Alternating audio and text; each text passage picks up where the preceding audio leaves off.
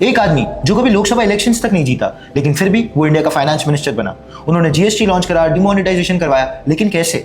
हम सोचते हैं मिनिस्टर बनने के लिए इलेक्शंस जीतना जरूरी है, लेकिन अरुण जेटली ने यह प्रूव करा कि आप राज्यसभा से भी पावर में आ सकते हैं।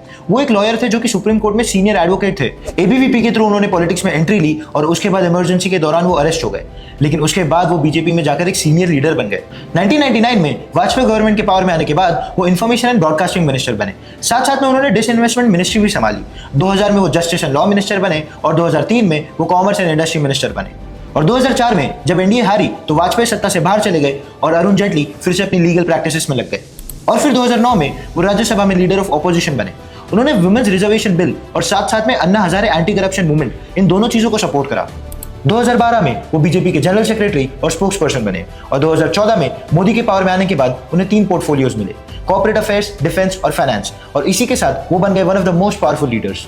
पर साथ साथ में उनका क्रिटिसिज्म भी हुआ। लोग बोलने लगे कि उनका डिफेंस पे फोकस पार्ट टाइम है और उन्होंने कोई भी नई पॉलिसीज नहीं लाई है।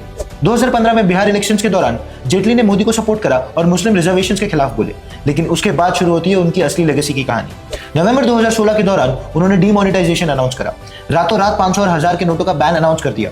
इसके बाद इकोनॉमिक डिसरप्शन आया। जेटली और मोदी को बहुत ज्यादा क्रिटिसिज्म भी मिली, पर उन्होंने अपने आप को डिफेंड करा। उनका क्लेम यही था कि उनको ब्लैक मनी, करप्शन और फेक करेंसीज को पूरी तरीके से मिटाना है।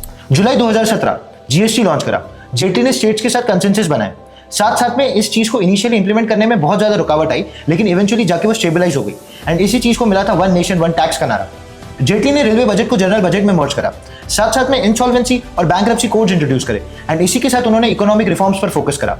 पर साथ साथ में उनके हेल्थ इश्यूज भी स्टार्ट हो गए। 2018 में उन्होंने किडनी ट्रांसप्लांट कराया और 2019 में जब मोदी अपना सेकंड टर्म स्टार्ट कर रहे थे, उन्होंने कैबिनेट ज्वाइन नहीं करा बिकॉज ऑफ हेल्थ रीजंस। और अगस्त 2019 में सिर्फ 66 साल की उम्र में उनका देहांत हो गया।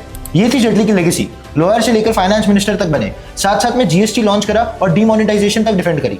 उन्होंने कभी लोकसभा नहीं जीता, पर वो पावर में हमेशा रहे। वो थे बीजेपी का इंटेलेक्चुअल फेस और मोदी का गो टू मैन। एंड अगर आपको ऐसी और स्टोरीज के बारे में जानना है तो फॉलो जरूर कर लेना।